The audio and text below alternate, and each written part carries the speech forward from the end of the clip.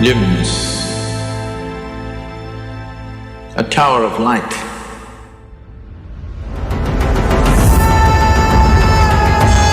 Kashi is a phenomenal yantra, like never before or never after.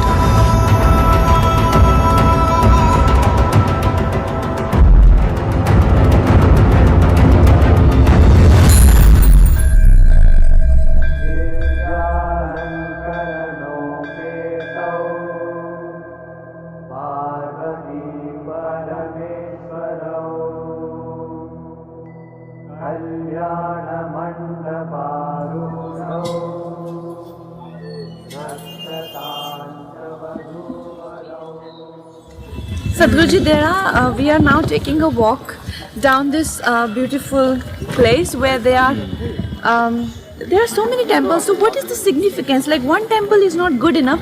Tiny, big ones, even the mega ones. Why? See, this question is coming from the fundamental misunderstanding of these times.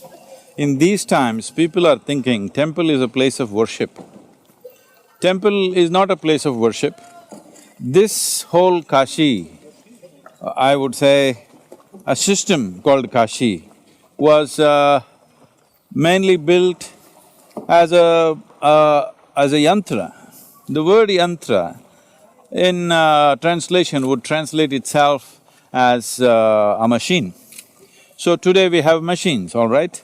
We have come up with various machines. We invented a bicycle. Why? Because we can already walk and we are not happy the way we are walking, not fast enough. So we came up with a bicycle. Then we are not happy with the bicycle, we added a motor to it, made it motorcycle. We're not happy with that, then we came up with the airplane. We're not happy with that, we came up with a rocket to go somewhere else. The idea is, only because we are already mobile, we come up with more and more ways to enhance our mobility. If we were made like trees rooted in one place, you think we would have invented a bicycle? It would be of no use to us. So right now you have a microscope, you have a telescope, you have a telephone, you have a microphone. What is all this? Just enhancement of our faculties, really taking our faculties to another level, because this is a human longing, to be more than what we are, to be somehow become more than who we are right now. Every effort is just this. People think they're following their profession, people think they're doing their arts, people think they're doing their spirituality, business. No, everybody is only seeing how to enhance, how to break the limits in which we are and touch something else. This is the fundamental spiritual process also, that you want to break your limits and touch something beyond. So in that we created, as they created other instruments of technology, we created energy forms which are called yantras, literally translating as machines.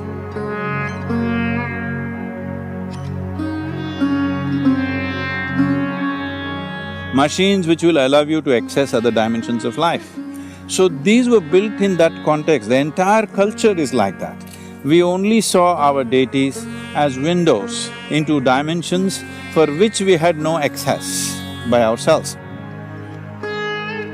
What we cannot see with our eyes, with a telescope or a microscope we can see, just like that. So in that context, there are 72,000 temples in Kashi system. 72,000 because there are 72,000 nadis in the human body. Always this is the way, this culture, if you look at it, this is the way. In some way we are trying to create an energy manifestation or a mechanical system like a human body.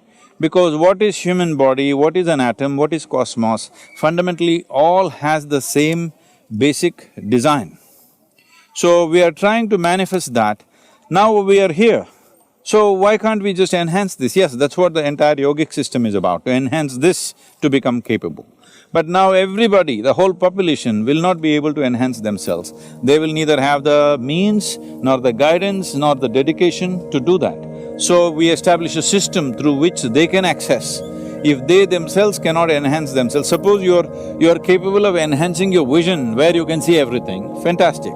Otherwise you need a telescope, just like that. Just like that, things that you could not do by yourself, with a system you're trying to do. That is what a yantra means, you're building a machine, it's an energy machine. This energy machine is supposed to be now 33 feet above the ground. So, what you see in the form of temples is a scaffolding which keeps it up.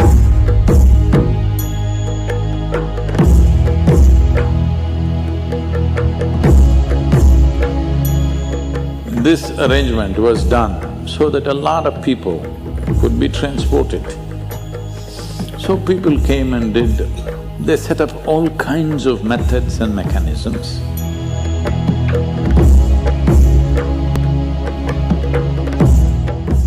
At one time, there were over 26,000 shrines. Each one of them had a method of its own as to how a human being can attain. These 26,000 shrines developed satellites, or many angles of the temple became small shrines of its own, and went up to 72,000 shrines at one time.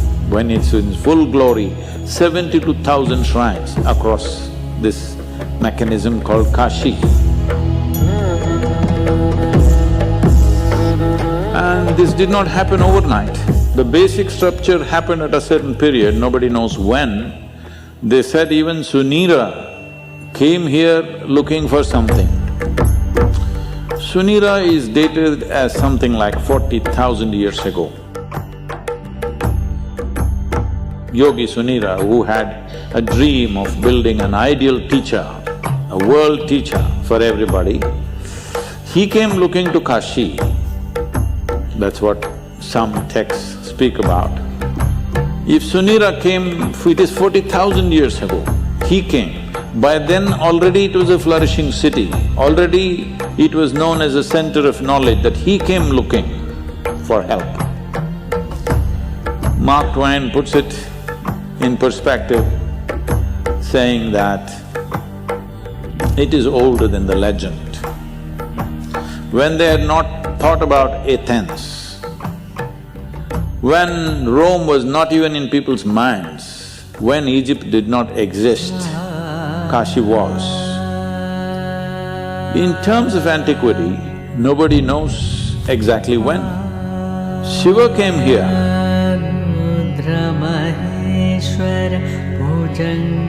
Because the city was so beautiful and he wanted to come.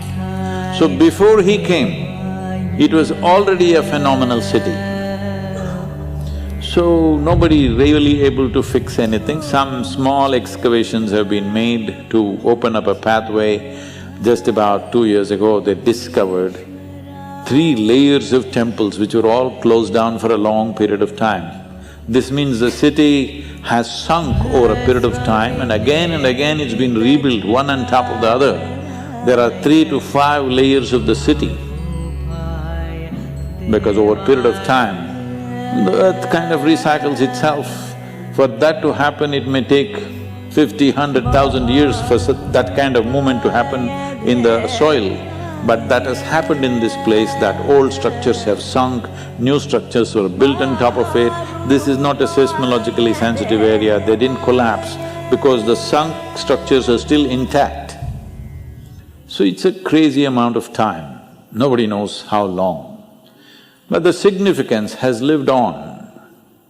Even now in 20th century, after it has been ravaged for 6, 7 centuries continuously, in spite of that, still, if you're a little sensitive, this is a fantastic place. The first time when I came, the media came to me and asked, "Sadhguru, what do you think, this is the first time you have come to Kashi?"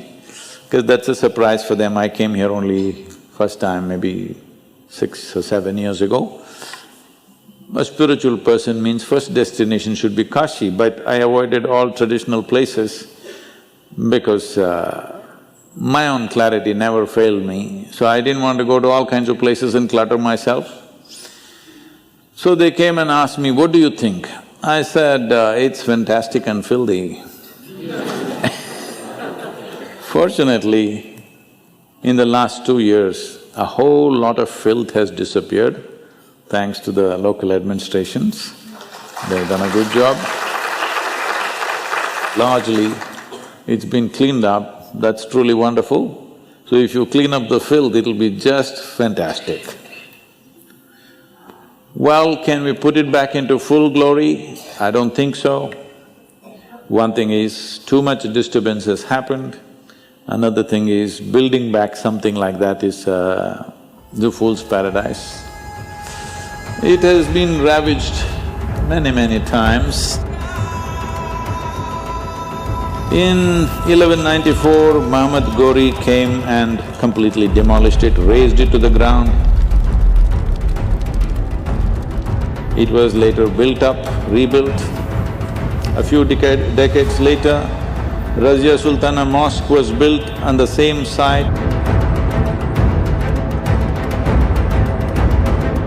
which was demolished by Qutbuddin Aibak, who built the Qutub Minar in Delhi in 1447. King Mahmud Shah again demolished it and it was rebuilt in 1585 by Raja Todarmal.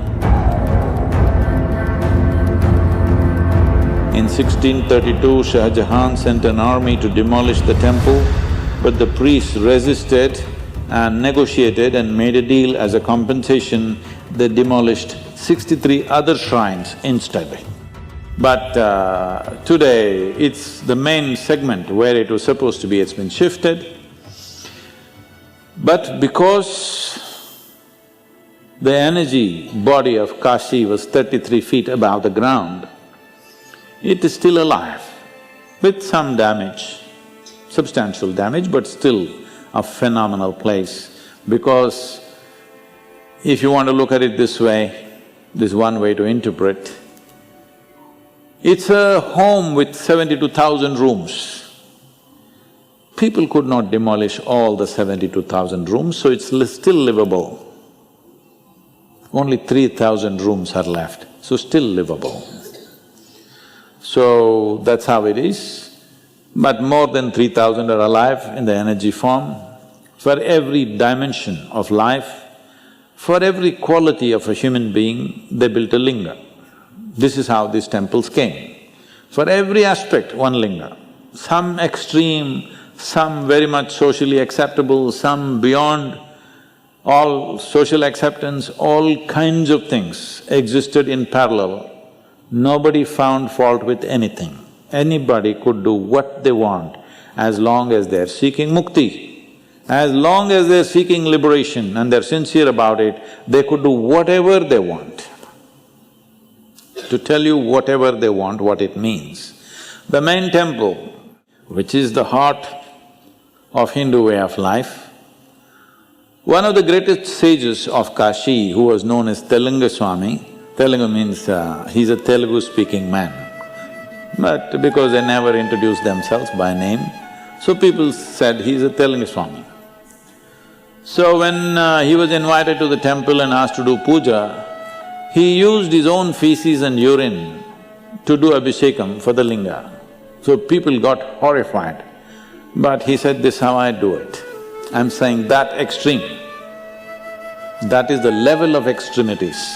But everything was accepted. As long as you're in pursuit of liberation, what you do, how you do, is not important. Only if your intention, basic intention has changed into something else, then you are a problem. As long as your basic intention is dissolution, how the hell you do it doesn't matter.